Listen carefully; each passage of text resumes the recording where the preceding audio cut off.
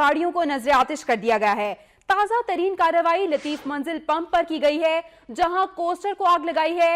और आपको बताते चलें कि एक बार फिर नामालूम अफराद सरगर्म हो चुके हैं कराची में। इस हवाले से मजीद तफसीलात जानेंगे नुमाइंदा वक्त न्यूज अजहर जैदी से।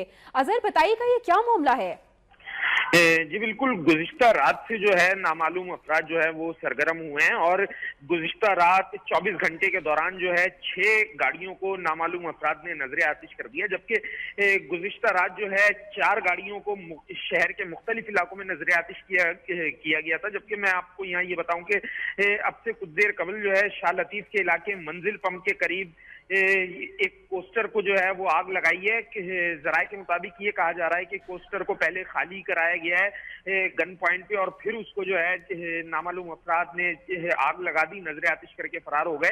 जबकि लांडी नंबर 6 में भी जो है एक कार को इसी तरह नामालूम अफराद ने जो है असले के जोर पर खाली कराया और उसको भी नजर आतिश कर दिया। जबकि पुलिस का कहना है कि मुल्जिमान की गिरफ्तारी के लिए जो है वो कोशिशें जारी हैं और इन मुल्जिमान को जो है जल्द अज जल्द गिरफ्तार कर लिया जाएगा। जी, मुल्जिमान की गिरफ्तारी के लिए कोशिशें जारी हैं। कराची में एक बार फिर ये नामालूम अफराद सरगर्म हो चुके हैं। अजहर जैदी हमें अपडेट कर रहे थे, शुक्रिया।